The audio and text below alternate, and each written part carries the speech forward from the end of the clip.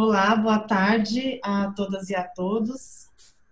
Obrigada pela presença, excelente ver a sala cheia, né? Ainda que num evento virtual, inclusive acho que esses eventos virtuais têm, na verdade, possibilitado, né, essas salas cheias. Para quem não me conhece, meu nome é Priscila Vilela, eu sou pesquisadora do NETS e professora de Relações Internacionais da PUC São Paulo. Nosso grupo de pesquisa, o Núcleo de Estudos Transnacionais da Segurança, o NETS, que está organizando esse evento, é um grupo vinculado à área de Relações Internacionais da PUC São Paulo e do programa Santiago Dantas, mas ele pretende estabelecer um diálogo multidisciplinar entre diferentes áreas das ciências humanas que pensam a transnacionalidade. Nesse sentido, o NETS está estruturado em duas linhas de pesquisa: crime e regulação das drogas em perspectiva internacional, coordenada pelo professor Paulo Pereira, e governança da segurança e política internacional, coordenada pelo professor Tomás Pauliello. Durante o semestre, nós organizamos alguns eventos abertos, como esse, oportunidade em que a gente pode dialogar com palestrantes externos, né? Inclusive, eles estão presentes aqui, Alcides e Marcos Alan, foram os últimos a palestrarem para a gente no NETS. Mas a gente também busca realizar alguns eventos em que os nossos próprios pesquisadores criam essa oportunidade de estabelecer um diálogo, né, com outros pesquisadores ou pessoas interessadas apresentando as suas próprias agendas de pesquisa. E esse é o caso desse primeiro evento desse semestre, dentro de outros que nós organizaremos, né? Para acompanhar as nossas atividades e os próximos eventos, sigam as nossas páginas do Instagram, do Facebook e visite o nosso site pucsp.br/nets. Assim que eu terminar de falar, eu escrevo no nosso chat os endereços dessas páginas. Bom, sem mais delongas, hoje nosso evento será sobre drogas e capitalismo em perspectiva internacional, atores e processos internacionais, agenda de pesquisa em desenvolvimento pelo professor Paulo Pereira, pesquisador e coordenador do NETS. O Paulo fará uma fala em torno de 30 minutos, né, que a gente combinou, e depois nós abriremos para perguntas e debate. A minha sugestão é que vocês utilizem o chat para pedir a palavra, né, e realizarem as perguntas ao final. Eu vou chamando em ordem de inscrição de vocês. Vocês podem pedir a palavra para ligarem o microfone e fazer a pergunta de vocês, ou envie as próprias perguntas por escrito também, como preferir. Peço também que todos mantenham o microfone desligado até que a palavra seja dada a vocês no momento das perguntas. Agradeço novamente a presença de todas e todos. O evento, enquanto eu falava, foi lotando aqui. Paula, a palavra é sua.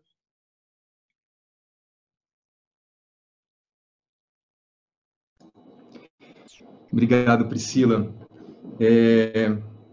Bom, na verdade, eu acho que eu vou fazer uma projeçãozinha aqui, mas antes disso, acho que para frisar algumas coisas, reforçar algumas coisas que a Priscila colocou e que eu acho que são muito importantes, né? Eu acho que esse tema, enfim, não só esse, mas acho que os temas todos que a gente trabalha nesse núcleo, né, acho que são temas muito caros, na verdade, muito importantes socialmente, né? A gente tem essa preocupação, vamos dizer, de fazer também reuniões e discussões e construção de investigações e dialoguem com temas que estão na nossa localidade, né, que estão impactando diretamente no nosso cotidiano e no cotidiano das pessoas com quem nós convivemos, enfim, na verdade, com diferentes grupos sociais, né? E, ao mesmo tempo, tem uma dimensão internacional, né? Então, para fazer isso, acho que uma das coisas que a gente, enfim, privilegia é essa tentativa de criar uma articulação interdisciplinar, né? Então, a pandemia é uma coisa muito triste, e, obviamente, tem uma série de perdas, né, nesse processo de interação online, mas uma das coisas que a Priscila colocou e que eu acho que é muito interessante é a oportunidade que a gente tem, às vezes, de dialogar com gente que nós não teríamos outra opção, né, numa atividade presencial. E aqui, enfim, tem um grupo interessado nessa temática, por exemplo, específica das drogas e nos outros eventos e nas outras temáticas, com formações específicas nas mais variadas áreas, e todos acabam contribuindo de alguma maneira para olhar essas temáticas atuais e, enfim, com esses impactos sociais e políticos tão importantes de diferentes lentes, né? Então, eu particularmente estou achando muito interessante esse tipo de atividade que a gente desenvolveu. E, de outro lado, eu acho que o grupo também tem um interesse de colocar em contato pessoas em diferentes níveis de formação acadêmica, né? É um grupo dentro da universidade, um grupo que, enfim, está preocupado com as discussões acadêmicas, estrito sensu, né? E aí reúne gente da graduação, reúne gente do mestrado, reúne gente do doutorado, reúne professores tanto da PUC, né, quanto de outras instituições. E a ideia é colocar todo mundo, vamos dizer, um pouco em contato com a partir das suas próprias pesquisas, etc., e fazendo algum tipo de divulgação, tentando, enfim, romper um pouco o muro da universidade e promovendo esses debates. Então, ao longo desse semestre, como a Priscila falou, acho que a gente vai ter vários momentos para poder fazer essa conversa. Então, enfim, esse é só um deles. Espero que a gente tenha outras oportunidades para continuar nesse diálogo. Aliás, depois, acho que, enfim, também vou colocar meu e-mail aí para vocês. Acho que é só, se você puder colocar, Priscila, por favor, porque, enfim, acho que a conversa pode continuar, né? Acho que esse é só um momento um pouco de compartilhar agendas de pesquisa, ideias que estão surgindo, enfim, caminhos de investigação que a gente está trilhando. Eu, particularmente, na discussão sobre drogas e tal, e os outros colegas. Então, acho que, dado o conjunto de pessoas, acho que a gente pode continuar nessa conversa. Ô, Paulo, bom, vou compartilhar com você. Qual e-mail que você quer que eu coloque? O da PUC? Pode colocar o Gmail. Pode colocar o Gmail, PJ Reis Pereira.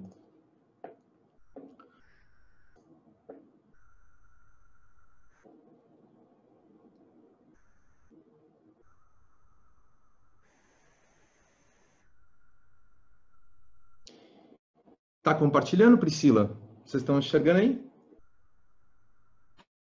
Tá. Bom, então, na verdade, esse tema das drogas, né, drogas e capitalismo em perspectiva internacional, ele tem um histórico, né? E eu acho que é importante um pouco contextualizar a evolução do debate que eu tive em relação a esse tema, porque eu acho que ele em alguma medida, ele também explica um pouco a respeito da temática, né? Então, já desde o doutorado, eu fiz meu doutorado entre 2006 e 2011, eu defendi ele em 2011. Então, desde o doutorado, eu pesquiso sobre o tema de drogas, ainda que indiretamente, porque a minha pesquisa de doutorado estava muito relacionada ao tema da criminalidade transnacional. Então, como, na verdade, os Estados Unidos alocaram essa temática do crime transnacional para ser pensado como um tema de segurança internacional, né? Então, meu foco estava muito direcionado, vamos dizer, aos processos de securitização de temas da agenda estatal, né? Então, nesse sentido, acho que eu estava muito próximo da literatura que discute aquilo que a gente chama, né, de guerra de drogas, né? Um foco que tem um foco principal, vamos dizer, na forma como os estados, as instituições militares, as instituições policiais interagem para combater certos grupos identificados como produtores, comerciantes, consumidores de certas drogas que são qualificadas como drogas ilegais, né? E, obviamente, eles também estão preocupados em entender um pouco a repercussão social e política dessas dinâmicas, particularmente muitas vezes em termos de encarceramento em massa, né? Discussão sobre o racismo, enfim, as violências sociais, as variadas violências sociais, e acho que um foco principal nesses aspectos. E essas, obviamente, essas dimensões também estão muito conectadas àquilo que a gente chama de militarização da segurança pública, policiamento, né, da segurança internacional. Então, isso tem sido estudado por muitos pesquisadores, né? Então, sei lá, citar alguns aí, o Bruce Bagley, o Jonathan Rosen, o William Marcy, aqui no Brasil, o Thiago Rodrigues, né? A Colômbia, o Juan Tocatlian, Carolina Cepeda, Arlene Tickner, enfim, tem um grupo, para citar alguns, né? Mas que tem esse interesse no olhar sobre a guerra às drogas a partir da dimensão internacional, né? Que é, enfim, que é o interesse específico.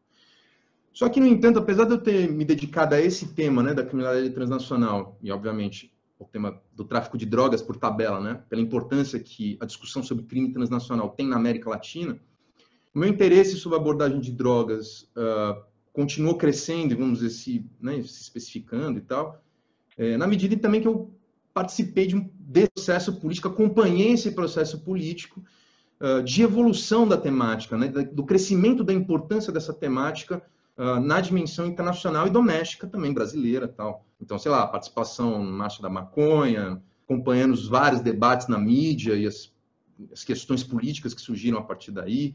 Propus várias optativas no curso de Relações Internacionais, também no mestrado, sobre o tema de drogas na perspectiva internacional. Então, foi uma maneira de eu me envolvendo cada vez com a temática, ministrando aula, discutindo com os estudantes, enfim, nessa interação.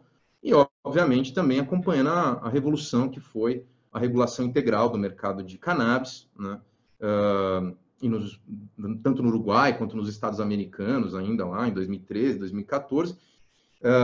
E a evolução também da plataforma brasileira de política de drogas, no início, enfim, acompanhei, enfim, estava ali olhando, vendo como é que conhecia algumas pessoas, então, me aproximando um pouco desse debate político e, obviamente, todo o debate, vamos dizer, dos grupos que denunciavam o racismo, a guerra às drogas, e acompanhando essa discussão, né, com uma discussão das mais importantes, que estruturava, vamos dizer, esse debate. Então, tudo isso, vamos dizer, foi levando para um tema mais específico, né, esse olhar mais específico sobre o tema das drogas. E aí, de fato, acho que um ponto de inflexão nesse sentido foi uma pesquisa que eu desenvolvi, né, em 2017, de 2017 para 2018, eu fui para o Canadá e fiz lá um estágio de pesquisa na Universidade de Ottawa, no departamento de criminologia, né? E eu acho que lá foi o momento, vamos dizer, de fazer uma inflexão para o interesse de pesquisa no tema de drogas e particularmente sobre a relação entre drogas e capitalismo, na perspectiva internacional, né? Estudando esse tema, né, que é a expansão do uso de opioides nos Estados Unidos e no Canadá, principalmente. Muito rapidamente, imagino que talvez uma parte de vocês saiba sobre essa temática, né? Mas, em linhas gerais, o que hoje existe é uma situação ainda muito calamitosa. Em 2017, isso era um caos, ainda está muito problemático, mas um número muito grande de pessoas morrendo por conta de consumo de opioides, drogas opioides, nos Estados Unidos e no Canadá. A gente está falando de dezenas de milhares de pessoas morrendo todos os anos, né? E, na medida em que eu comecei a estudar esse tema, para mim ficou cada vez mais claro, né, isso, enfim, ganhou uma dimensão pública, né, de debate e tudo mais, a importância da articulação entre a dimensão lícita e ilícita das drogas e particularmente da questão dos opioides, né, para pensar essa expansão enorme do consumo que estava acontecendo nos Estados Unidos, uma coisa absurda, gigantesca, né, junto com o número de mortes por overdose, principalmente. E essa articulação entre a dimensão lícita e ilícita vinha principalmente do papel das corporações farmacêuticas desde a década de 90, que, particularmente, a Purdue Pharma, né, que produziu o Oxycontin, um dos opioides, dos medicamentos opioides mais consumidos no mundo, e que foi responsável por uma disseminação, vamos dizer, pela dimensão lícita, com prescrição médica e etc., né, para uma faixa gigantesca da população. Ou seja, se popularizou uma droga como os opioides, que é uma droga extremamente forte, né, e se popularizou de uma maneira incrível nos Estados Unidos e também no Canadá. E isso se deveu a uma postura, vamos dizer, forte da indústria farmacêutica e particularmente das indústrias, as corporações farmacêuticas transnacionais, como é o caso da Purdue Pharma, né? Mas muitas outras também. E o que ficava muito claro nesse processo era, de um lado, como o Estado protegeu as corporações farmacêuticas desde os anos... Bom, sempre protegeu, mas nesse caso específico, né, protegeu muito a indústria farmacêutica nos anos 90, e a FDA, né, um órgão, né, que é o órgão responsável, como a nossa Anvisa, né, o órgão de saúde nacional responsável por fazer a aprovação de medicamentos, etc., aprovou, apoiou, né, e, nesse sentido, vamos dizer, compactuou com essa disseminação do consumo de opioides lícitos nos Estados Unidos.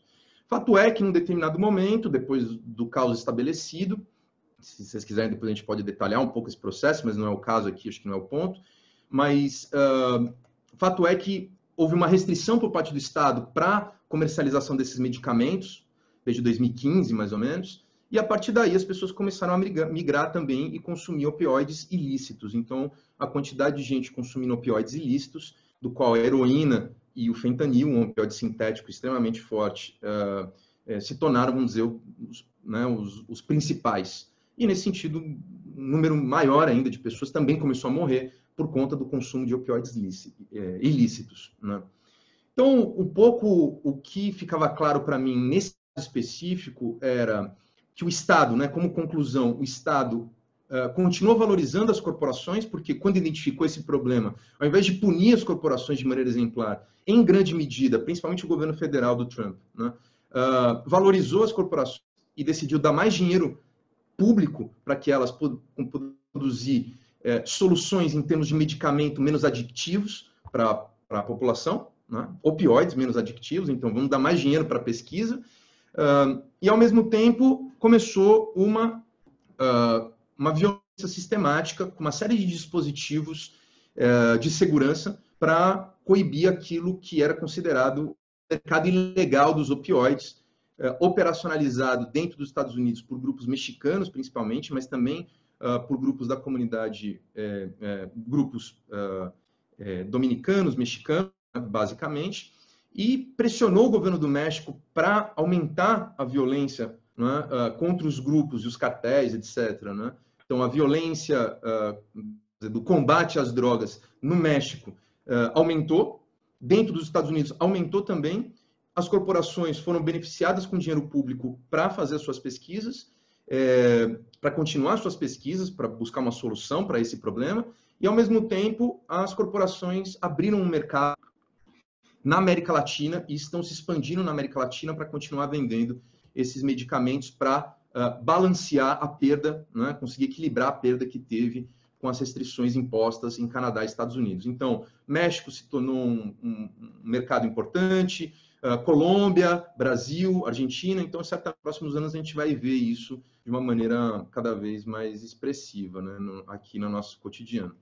E a conclusão disso um pouco é a importância, vamos dizer, da relação entre saúde, drogas e capitalismo como aspectos indissociáveis, né? E aí, óbvio, quer dizer, a gente pode pensar que essa ordem de insegurança social que se estabeleceu nesses países tinha uma conexão direta com políticas de segurança / saúde das drogas, né, conectados com uma dimensão de mercado.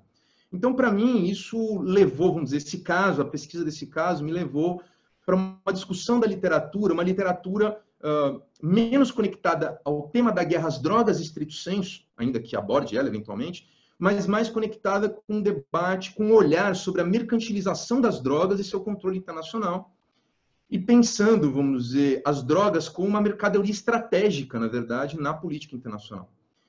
Então, tem alguns autores interessantes nesse sentido, né? Obviamente, acho que alguém que trouxe isso, principalmente com esse último livro, né? O História do Proibicionismo, é o Henrique Carneiro, e de fora, acho que, enfim, o David Courtwright com os hábitos, as forças do hábito, o McAllister com a diplomacia das drogas no século XX, o David Musto com a doença americana.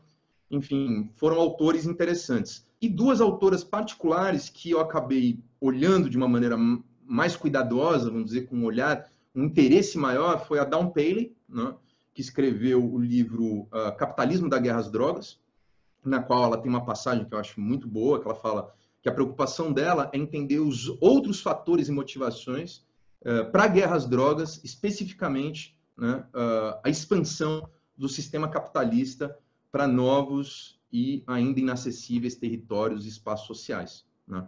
Então, Dawn Paley, fazer uma pesquisa sobre esse tema, olhando para o México, vai tentar olhar como é que interesses de corporações capitalistas dos mais variados tipos se usam, na verdade, da guerra às drogas para fazer avançar o ganho do capital, enfim, a ação, etc., né?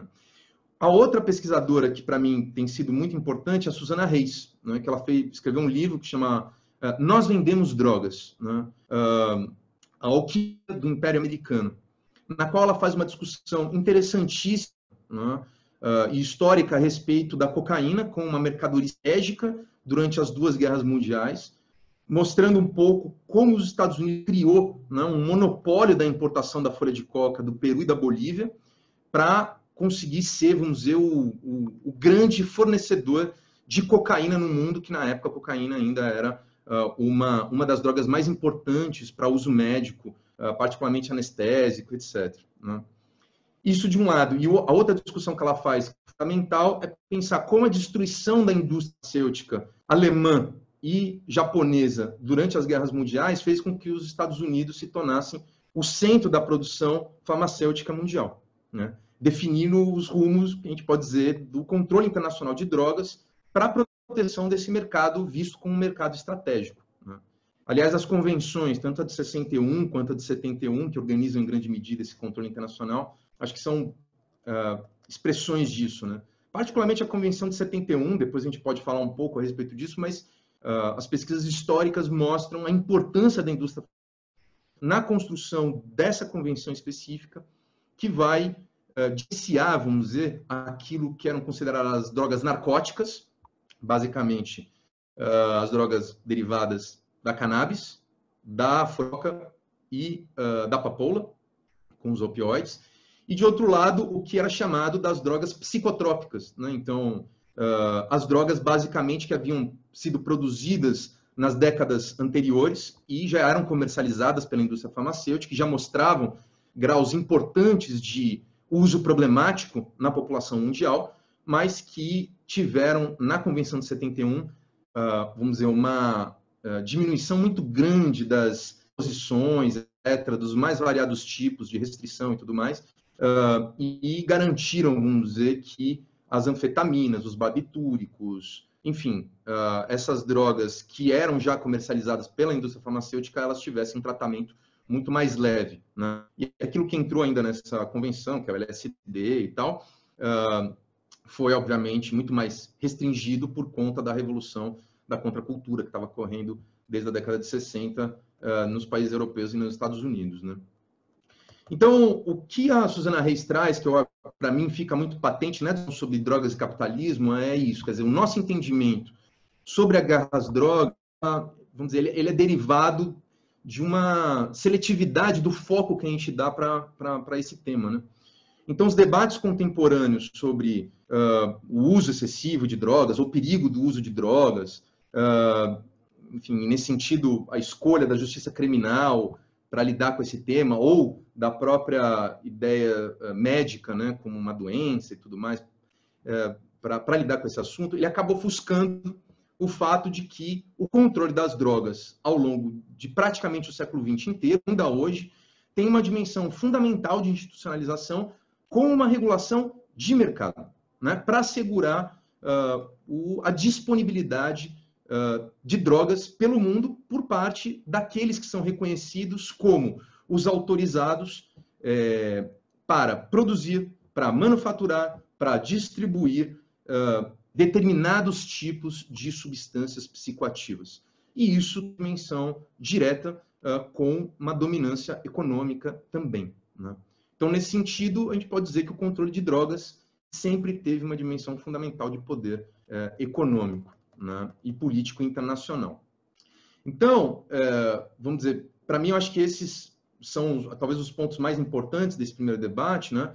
Na minha avaliação, acho que esse é um olhar, então, desse ponto, vamos dizer, violência, né, capitalismo e drogas, eu acho que esse é um olhar complementar às abordagens que se focam na guerra às drogas e no sentido de segurança e violência, quer dizer, que eu acho que são aspectos fundamentais, decisivos, mas eu acho que esse olhar que essa literatura traz, eu acho que ela é interessante porque é uma nova forma de observar um mesmo fato social, né, mas a partir dos interesses capitalistas, né, tendo eles como referência principal.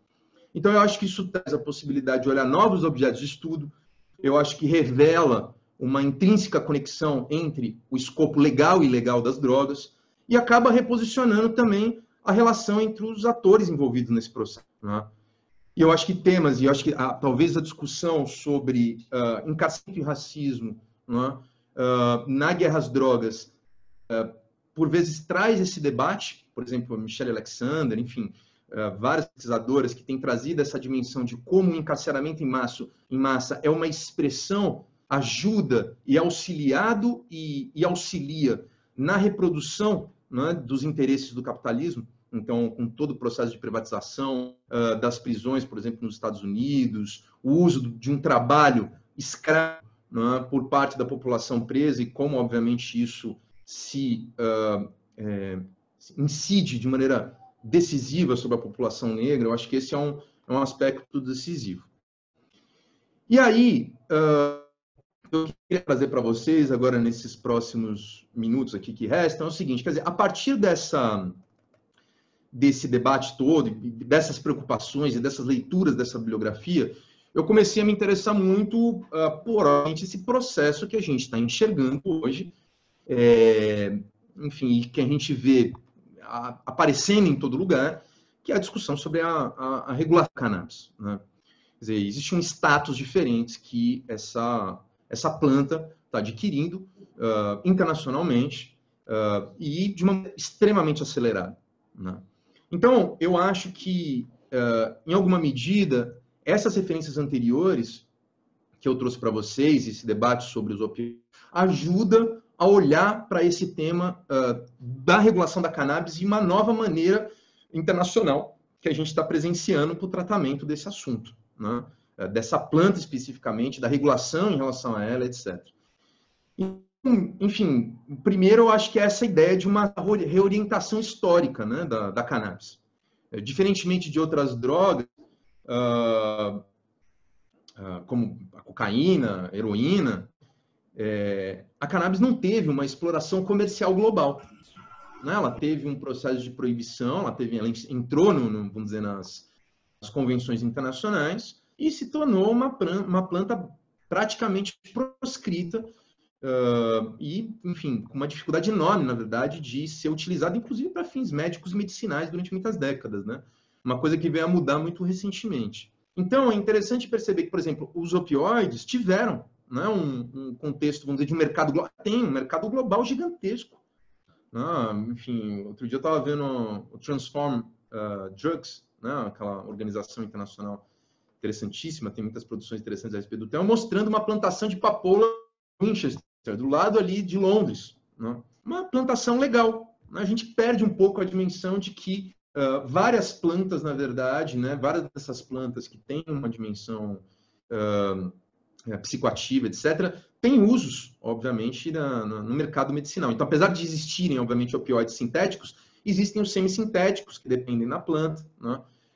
E, nesse sentido, tem plantações legais de papoula em vários lugares, inclusive nos países chamados centrais, etc., né? Mas, e da mesma forma, a cocaína também existe uma produção legal de cocaína, né? E que demanda a folha de coca. Então, e a cannabis não teve isso ao longo do tempo, né? Nesse sentido, eu entendo que a gente pode talvez explicar um pouco esse processo. A literatura traz alguns elementos em relação a isso, dizendo o seguinte: bom, primeiro, nunca existiram corporações para bancar a cannabis da mesma forma que outras tiveram, né? A cannabis, nesse sentido, foi uma droga um pouco solitária, não teve ninguém bancar ela, né? Corporações importantes, etc., como outras drogas tiveram. Ou, por exemplo, como o álcool, né, e o tabaco tiveram, né? A cannabis teve esse suporte. Isso somado à demonização que a planta passou, né, vinculado a toda uma estrutura de racismo, né, preconceito contra imigrantes mexicanos, racismo contra a população negra nos Estados Unidos, no Brasil, durante, enfim, grande parte do século XX, né, praticamente, certamente todo o século XX e antes disso, né? E o fato dessa droga, vamos dizer, ter tido, vamos dizer, até a parte da década de 50, não tinha um consumo internacional tão expressivo assim, né? Então, ela se tornou vulnerável, na verdade, às pressões por proibição. Mas esse cenário muda, né, de maneira importante nas últimas décadas. Primeiro, com a descoberta dos seus princípios ativos, né? A descoberta do canabidiol é de 1963, do THC é de 64, depois do composto, né, que foi chamado de anandamida, e toda a estrutura do sistema endocannabinoide do nosso corpo em 92, extremamente recente, né? De outro lado, uma expansão do consumo de cannabis no mundo todo, Hoje em dia, enfim, acho que está beirando 200 milhões de pessoas que consomem cannabis anualmente. E, nesse sentido, a gente pode dizer que os grupos sociais preocupados, né, em combater o racismo trouxeram, vamos dizer, evidenciaram o absurdo que era a criminalização de drogas, por exemplo, nesse sentido, como a cannabis, né, que, enfim, promovia um encarceramento em massa, ajudar o encarceramento em massa da população negra. Mas movimentos como a Marcha da Maconha tiveram, né, deram visibilidade para esse tema. Organizações não governamentais que passaram a se dedicar a esse tema, várias delas nas últimas décadas. Né? O movimento social das mães com filhos que, né, e filhas que têm algum tipo de problema neurológico e começaram a fazer testes com o uso de cannabis e pressionaram os poderes públicos para lidar com essa temática. Né? Vamos dizer, nesse sentido, os desenvolvimentos que começaram a existir, que levaram a uma ideia de que a cannabis podia ser, talvez, um dos maiores mercados, né, de commodities do mundo. Uma planta extremamente plástica, né, que serve para a área médica, serve para a dimensão recreativa, tem outros tipos de uso variados, então pode ser usado em construção civil, pode ser usado na agricultura, pode ser usado para a área têxtil, enfim, a cannabis realmente é uma planta, vamos dizer assim, acho que plástica é um nome bom nesse sentido, né? E aí, quais acho que são alguns elementos interessantes? Eu não vou me estender muito, porque depois a gente pode até fazer mais debates a respeito disso, né? Mas para eu ficar um pouco no tempo, senão só eu fico falando aqui. Mas eu acho que alguns dos pontos que eu trago aqui são esses, quer dizer, primeiro, né? Acho que tem alguns processos sociopolíticos fundamentais disso que eu estou chamando, eu não, né? Várias pessoas estão chamando de capitalismo canábico. Primeiro, a ideia de que a cannabis ela pode ser regulamentada, ela deve ser regulamentada por justificativas relacionadas à economia, né? Então, impostos, vai garantir mais impostos, vai garantir emprego, né? Vai garantir o desenvolvimento econômico, a emergência de vamos dizer, novos poderes né, que vão angariar lucro, etc.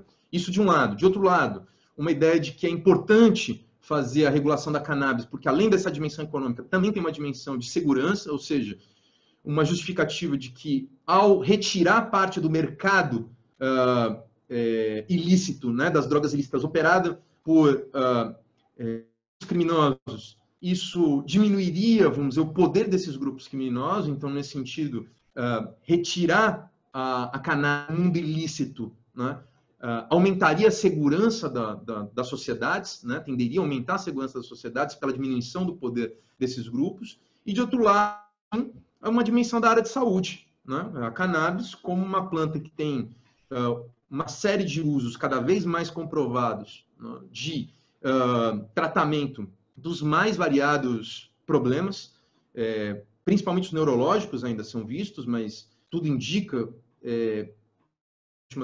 as últimas discussões que eu tenho seguido, né, que você tem uma gama muito mais ampla, na verdade, de tratamento de problemas de saúde a partir do uso da cannabis. Então, vamos dizer, nesse sentido, tem aí pelo menos 3 justificativas pela qual vai se organizando essas narrativas, né?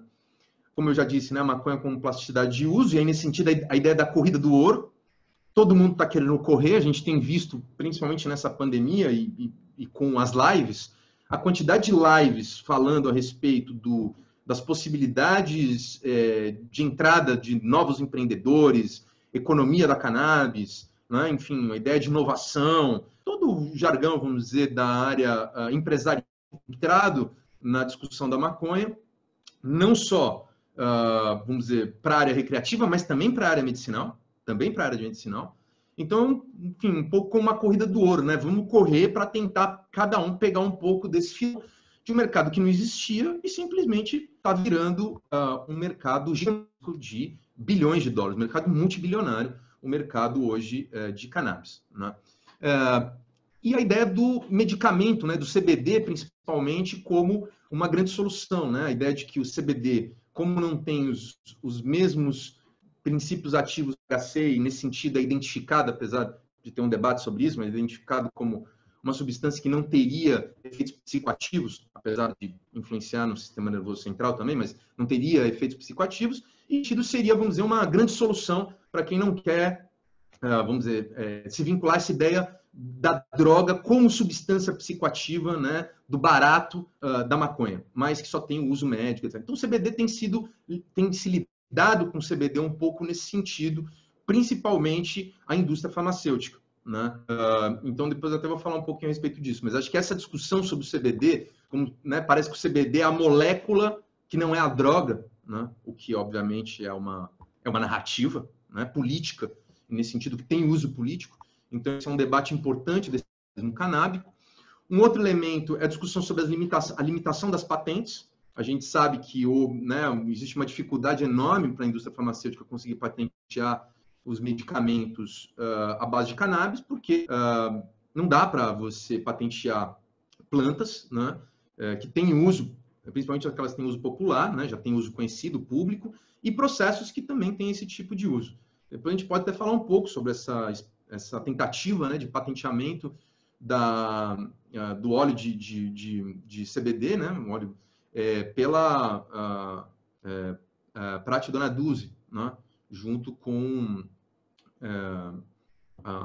um grupo da Faculdade de Medicina lá da Universidade de São Paulo, lá de Ribeirão Preto, que, enfim, fez uma tentativa de fazer um patenteamento desse produto e, enfim, não foi aprovado pelo INPE, mas, enfim, acho que esse é um debate importante do capitalismo canábico. Por quê? Porque isso está conectado a um outro elemento depois que eu vou falar, que é, vamos dizer, dessas resistências ativas a essa ideia do capitalismo canábico, que também estão presentes. Isso não deve levar a gente a esquecer que a manutenção da proibição da cannabis existe mesmo nessa lógica. Aliás, Priscila, eu vou te pedir mais só uns minutinhos, eu já passei um pouco do tempo, mas só para aqui. Então, a gente vê, por exemplo, tem uma discussão no Uruguai importante, né, sobre a ideia de terceira via, né, da regulação da cannabis, porque a ideia é assim, olha, não é uma regulação de fato fora do proibicionismo, porque existem proibições ainda pesadas de encarceramento, né, de prisão, né, pena de prisão, crime relacionado a cannabis. Então, mesmo dentro do canábico, você ainda tem processos de proibição interna para cannabis. E, obviamente, isso tem um sentido muito claro de circunscrever, volta lá na discussão dos opioides, circunscrever os campos de atuação dos grupos em ser incentivados pelo Estado, protegidos pelo Estado, né, que estão relacionados a essa dimensão do capitalismo legal da cannabis, e os outros grupos, né, que devem ser coibidos, devem ser restringidos, e nesse sentido, acho que talvez até dá para falar numa expropriação, na verdade, a partir de grupos, muitas vezes grupos vulneráveis, que tinham o uso da cannabis, né, e o comércio da cannabis como uma fonte de renda fundamental para suas comunidades, né, as comunidades pobres, vulneráveis, comunidades negras, às vezes, né, enfim, mexicanas nos Estados Unidos, etc., e que, no final das contas, em alguma expropriação, né, desse capital que circulava ali, que vai ser direcionado para outros grupos, né? Então, a proibição se mantém no capital canábico, né? E aí, para mim, acho que são os pontos mais interessantes, todos interessantes, eu acho, mas esses dois são, acho que, fundamentais, primeiro, essa nova configuração do capitalismo canábico, né, nessas novas propostas de regulação que estão emergindo e fazendo construir e empoderando novos atores, e muitos desses atores conectados ao capitalismo, vamos dizer, já existente, né, indústrias farmacêuticas que já existem, que estão entrando no comércio da cannabis, né, ou corporações de bebidas alcoólicas, né, ou outros tipos de bebidas, também estão entrando. Enfim, uma gama enorme, na verdade, de corporações que já operam nesse mercado capitalista, estão se direcionando para usar também essas oportunidades com a cannabis para desenvolver, vamos dizer, uma gama maior de produtos e aumentar os seus lucros, né? Nesse sentido, eu acho que é uma reflexão a ser feita sobre a construção de novos hábitos, né, e significados do consumo da cannabis que vão emergir nesse novo contexto. Quer dizer, aquilo que significa ou significou, né, fumar maconha, aquilo que significou em alguma medida, a construção de uma sociabilidade específica do consumo de maconha, claramente ela vai se alterar em alguma medida. Novos grupos vão surgir com novos hábitos, e esses novos hábitos e significados de consumo vão estar pautados por uma dimensão clara do capitalismo e dos interesses de mercado, né?